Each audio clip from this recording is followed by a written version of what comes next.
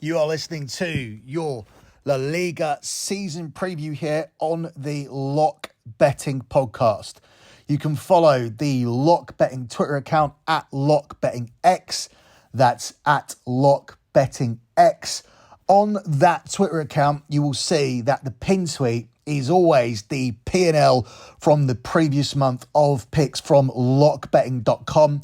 That will then be replaced by the next month, but it doesn't disappear into an oblivion, as I am a tracked and transparent handicapper who has delivered 122 months in a row of transparent track profit. That means I haven't had a single losing month in sports betting in a decade. All those spreadsheets are transferred over to the lockbetting.com website. I actually encourage you to have a look, do your research, do your due diligence. Know that this is a service that is delivering a genuine profit on a monthly basis. And we're doing it sensibly as well. No 5-unit, 5-star plays, no 10-unit maxes or 20-unit whales or 50-unit plays of the year that seem to come out every single week. None of that. It's all sensible staking. It's all real. It's all transparent and tracked. So as I said, go and do your research before you make any kind of investment in the service. I'm actually encouraging you to have a look at everything that we've done. And then when you're happy, sign up for the service. If you have any questions for me as well, shoot me a DM on that Twitter account. It's at LockBettingX. Congratulations, Xavi. Thanks, boss. Winning the league in our final season before the club goes out of business is special. Goes out of business? Let's get the ball rolling here by having a look at the outright winner market. Everybody was expecting a very tightly contested title race last season. They didn't get one. The Champions League holders at the time, Real Madrid, and a team who became world champions, which is what's always expected of the Champions League winner, and Real Madrid did that last season, did not mount a challenge against Barcelona. Barcelona ended up winning the league comfortably last season. As I said, nobody saw that coming. Barcelona were the underdogs, although only marginally, because of the amount of business that they did last summer. And that was the fascinating thing. How would these players fit in, and could they mount a challenge against Real Madrid, the Champions League winners, who had that great mix of youth and experience, world-class experienced players like Kroos, Modric, and the Ballon d'Or winner going into that season, Karim Benzema. They had all of that, yet they also had the youth coming through. You had players like Tchouaméni, Camavinga, and of course Vinny Jr. And this season they've added Jude Bellingham to that as well. But last season they did not lay a glove on Barcelona. The new signings of Barcelona ended up getting over the line, and they got over the line comfortably, and they won the league with quite a lot to spare in the end. And it was surprising to some people that Carlo Ancelotti kept his job. That kind of shows how much respect he's built in Madrid, because Madrid, they love to sack a manager, and not winning the Champions League and also not winning the Liga is sometimes enough. In fact, it's normally enough to lose you your job, but that's not been the case here. I think people realised that it was a little bit of a rebuild for Real Madrid. It was time to let those old players go. Karim Benzema has gone to Saudi Arabia. Luka Modric remains with the squad, but ultimately his replacement has arrived in Jude Bellingham. Or has he? We'll talk about that in a second.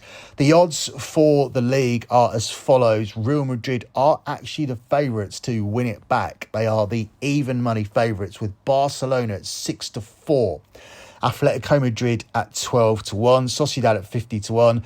Sevilla and Villarreal both at 100-1. And everyone else is bigger than 150-1. So, as I said, Karim Benzema signed as the big midfield player that everybody in the world wanted, but he chose Real Madrid and called them the biggest club in the world. There's only two clubs really in that debate. It's Real Madrid or Manchester United. Either one can lay claim to that. But Jude Bellingham said he had signed for the biggest club in the world, and he was referring to Real Madrid. And there were rumours that Real Madrid could be getting Kylian Mbappe. Well, the rumours are that he has signed a pre-contract with Real Madrid and will be coming next summer, despite the fact he turned them down last summer and he looked to be coming in to a team who won the Champions League, which would have really made it interesting, given the fact that Barcelona won so comfortably. What difference would Kylian Mbappe have made playing alongside Benzema and with Vinny Jr. out wide on the other side? What difference would that have made? I guess we'll never know. We'll only know what happens next season when Kylian Mbappe comes in to lead the line, unless he comes in before that and some sort of deal is done for him to come in this summer. I don't think that's going to be the case. And without him, that leaves a big hole up front for Real Madrid because they haven't really replaced Karim Benzema. So it's surprising for me to see them as quite strong favourites to win the league this season, just off the back of doing the business of getting Bellingham in. But from what we've seen in pre-season, Bellingham is playing in a more advanced role. Jude Bellingham wasn't signed to be a false number 9 unless he's going to do that for just one season. But if he is going to do that for one season, I think that does give Real Madrid a problem in games where they're struggling to break teams down. That's not going to happen too much in La Liga. You can see both of these two favourites marching towards 85 or 90 points. And the league will ultimately be won by the team who have the least amount of slip-ups. I think they're going to be winning on a very regular basis, and your Madrid-Barcelona parlay is probably going to cash far more often than it doesn't. But ultimately, I think that is a problem for Real Madrid. We know about the injury for Thibaut Courtois. There is no timeline for his return because it's a serious injury. And then you have Jude Bellingham playing as a false 9. The number 1 position and the number 9 position are two, if not the two most important positions on the pitch. Look at what Manchester City did with those two positions covered incredibly last season. You have Ederson in goal. He's a ball-playing goalkeeper. He can come out and dominate his box, as well as playing passes out from the back, whilst Erling Haaland delivered 36 league goals and was prolific in all competitions as well. That's the type of combination that you need. That's what Barcelona have in their team. In Ter Stegen and Lewandowski, you have a goalkeeper who keeps a load of clean sheets, and a centre-forward, a number 9, who scores a plethora of goals. And that is a good recipe. That is a good start en route to being successful. That is 2/4 of the spine of the team. So ultimately, that is half of your spine, half of the 4 key players that make up the centre of the pitch. Everybody needs a solid spine, a world-class goalkeeper, a world-class centre-back, a world-class midfielder and a world-class striker. And I have more faith in the Barcelona spine than I have in the Real Madrid one. Yes, Real Madrid do have a world-class goalkeeper. On his day, he's the best goalkeeper in the world. But we don't know when he's coming back. Meanwhile, I have some serious questions about Real Madrid's defensive personnel. It's definitely not up to the level that it should be. But whilst we are talking about the spine of the team, I think that Militao is a world-class defender, and he is someone that I would have leading my backline. Now, moving up to midfield, for years, the spine centred around Casemiro. Now you have an ageing Modric, an ageing Toni Kroos, and you have Jude Bellingham. Jude Bellingham is a very, very worthy addition to your spine. But if Jude Bellingham is playing as a false 9, then instead of him being the replacement for Luka Modric, he'll be playing in the same team as Luka Modric. I don't know how Real Madrid are going to be lining up.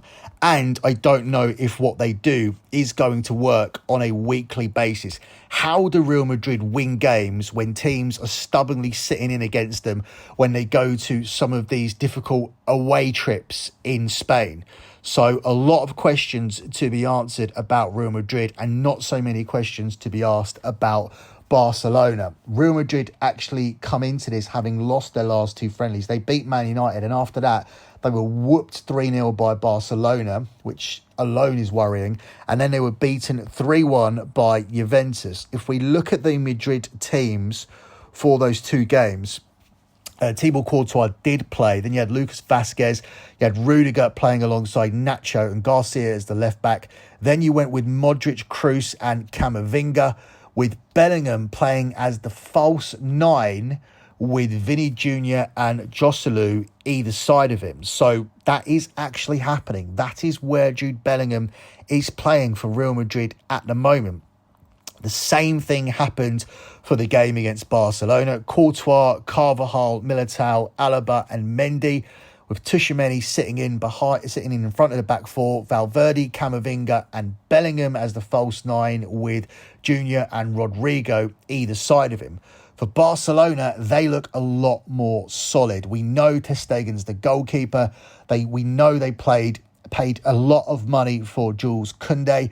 He will be in the back line along with Araujo, who is a world-class defender. He's what I'm talking about in terms of a player who makes up the spine. And when you look at this Barcelona spine, you have ter Stegen, you have Araujo, you have Frankie de Jong, or you could even say that Gundogan is now in the spine. You have Pedri, you have Gavi, and up top you have Dembele and Robert Lewandowski. Even though Dembele is rumoured to be going to Paris Saint-Germain, at the moment he's still a Barcelona player. And you have options on the bench with Torres, Ansu Fati, Rafinha. This is a very, very stacked squad. And the more I discuss this and the more that I look through the two squads and I look at the form and I look at how the two teams are going to be setting up next season, the less sense it makes to me that Real Madrid are the favourites to win the league again off the back of what I'm seeing, and especially off the back of Barcelona winning the league so comfortably last season. One of the things that Xavi did as the Barcelona manager is that he very much focused on tightening up the defence, and that worked for Barcelona last season. Barcelona had the best defensive record of all of the top teams in Europe, only conceding 20 goals overall, and at home they were even stronger than that. It was almost impossible for sides to come to the Nou Camp and score a goal. So everything here to me points to Barcelona, especially as an underdog. I wouldn't have said it was massively wrong if both of these teams were priced up at 10 to 11 minus 110. That would be fair, I would say, especially off the back of Real Madrid winning the World Cup last year, winning the Champions League the season before, and signing Jude Bellingham in the summer. You would say that Real Madrid have been a more dominant team over the years, and Barcelona winning that title last season was an anomaly, a combination of Barcelona being very good and Real Madrid being very average, so therefore you would level things up. But to have Real Madrid as the clear favourite and to have Barcelona out of 6-4 plus 150, for me, Barcelona have to be the selection, and they will be my pick to win the La Liga title next season. Before we move on to looking at a couple of other markets, let me quickly tell you guys about Parlay Play. We're brought to you by Parlay Play. Parlay Play is a great way to get down on your favourite parlayed player props. Football season is right around the corner, and Parlay Play will have all your favourite props. Parlay Play is available in a ton of states, including California and Texas, plus our good friends up north. You can get Parlay Play as it's available in a bunch of provinces in Canada. And when you sign up with our code, you'll get a sweet bonus to get started. Head over to parlayplay.io and use the promo code SGP for a 100% deposit bonus up to $100. That's parlayplay.io and the promo code SGP. So I wanted to look at a couple of other markets, but actually I'll look at them collectively. One market I'm not going to bother with too much is the top goal scorer market. Robert Lewandowski is the clear 4-6 minus 150 favourite. He will be the top goal scorer in La Liga next season. There's actually value in that price in taking Robert Lewandowski to be the top goal scorer at 4-6 minus 150. So we are not going to waste a great deal of time talking about that. What we will talk about is who wins the league without Real Madrid and Barcelona. So essentially who finishes third. And we have Atletico Madrid at 5-6. Real Sociedad 6-1. Sevilla, the winners of the Europa League last season, at 10-1.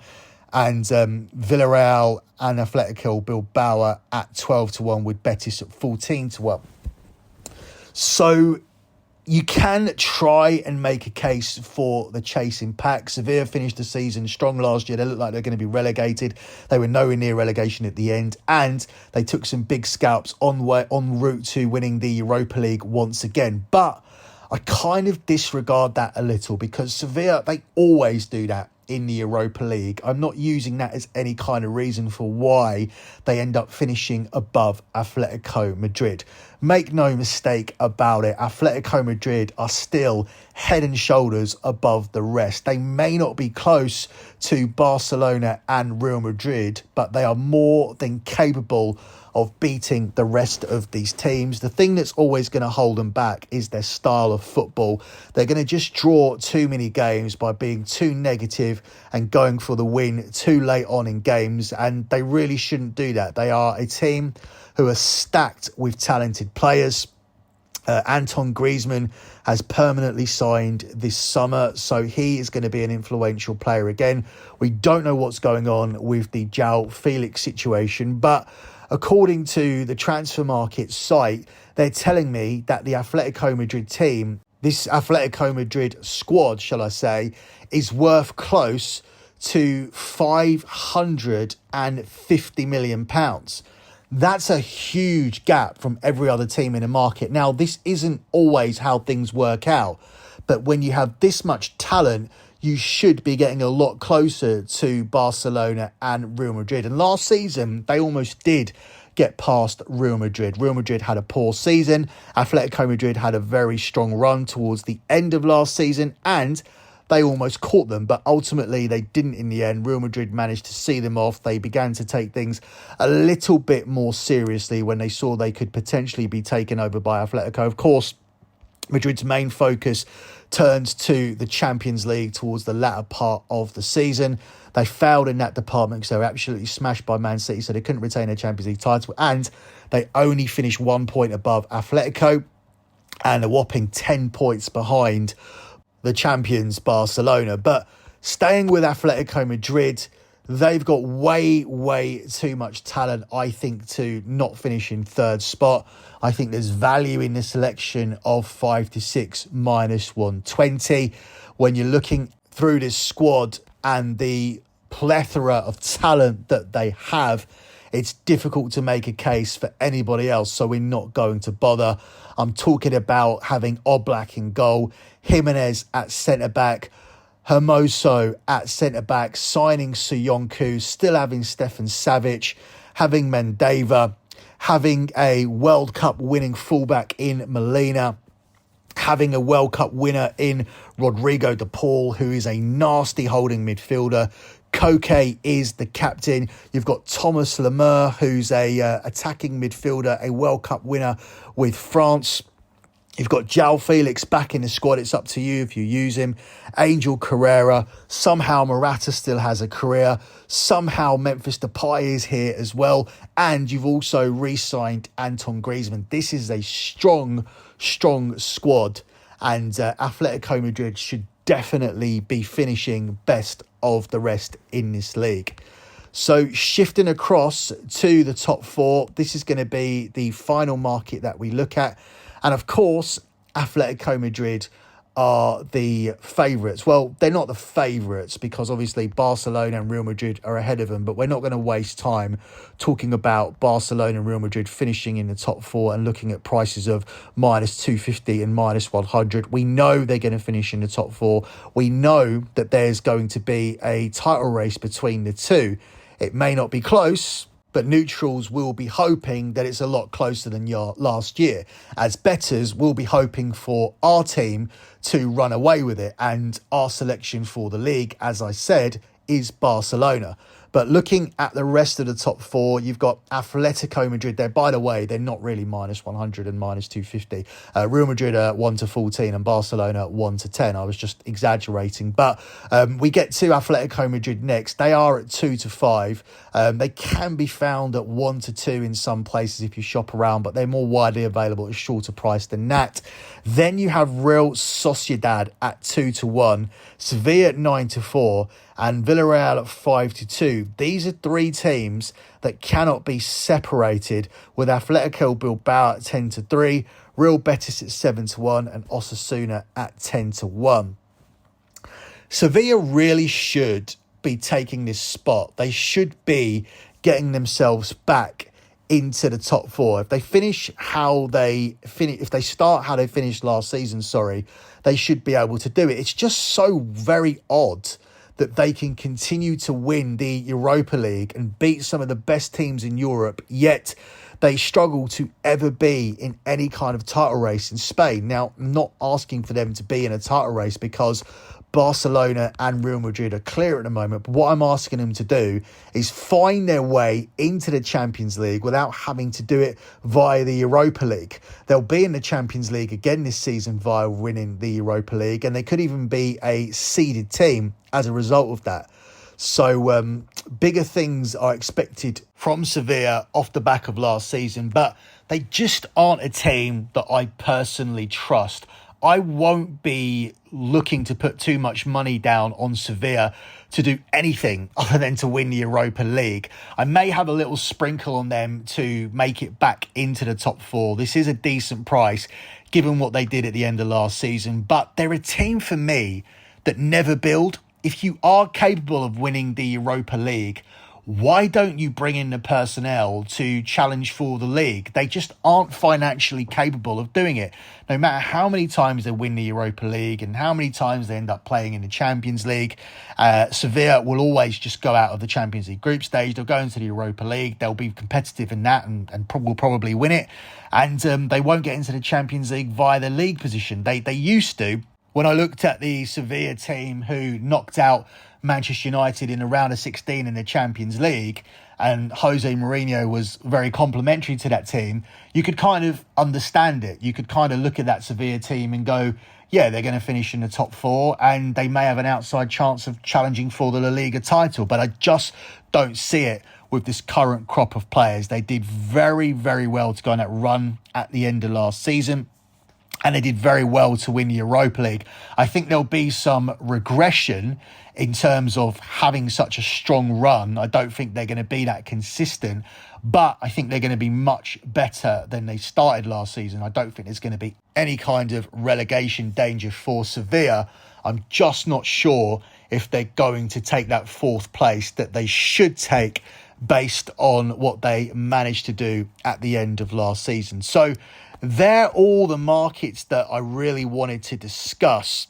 And if you want to get all of my futures plays for this season, which includes La Liga, Serie A, the EPL, there's a load of EPL futures that just got released yesterday, then head over to lockbetting.com and sign up for the appropriate package. You can get all of the soccer futures by simply signing up for the soccer pack, or you can just buy the futures card individually. It's available for $50. All you need to do is scroll down the Lock Betting X at Lock Betting X Twitter account, and you'll see a X or a tweet for it. What are we calling tweets now? We call them X's. Did I send an X, or is it still a tweet on a site that's no longer called Twitter? Very, very confusing, this whole X thing, but I'm at Lock Betting X anyway, and you can shoot me a DM anytime if you have any questions. But closing out with your future for this show, closing out with your free official futures lock, I'm going to go with Atletico Madrid to win the league without Barcelona and Real Madrid. This has been a successful bet for us over the years. I think there's value in this selection at 5 to 6 minus 120 for all the reasons that I outlined. Compare this squad to Betis, Sociedad and Sevilla. They are absolutely clear, whilst not quite being able to compete with Barcelona and Real Madrid. And I think that's partly down to their manager. Their manager is a great manager, and Simeone has been a huge positive for Atletico Madrid. He's completely changed his team around, but his continuous negative tactics seem to be a problem for this team, who are more than capable of taking some of the weaker teams apart. So this is why they never challenge for the league, and this is why they will continue to not challenge for the league, and why they won't be a threat in the Champions League either. This is going to be a long-standing problem for Atletico until they change the manager, or the manager changes the way he wants to play. But they're always going to have a very, very strong record at the Wanda. They are going to win a load of home games, and that alone will be a huge factor in Atletico Madrid not only qualifying for the Champions League, but I think getting third place and cashing this selection to win the league without Real Madrid and Barcelona, which is available at the price of 5 to 6 minus 120. That's it for me and your La Liga preview. Good luck with all your bets as always, and thanks for listening.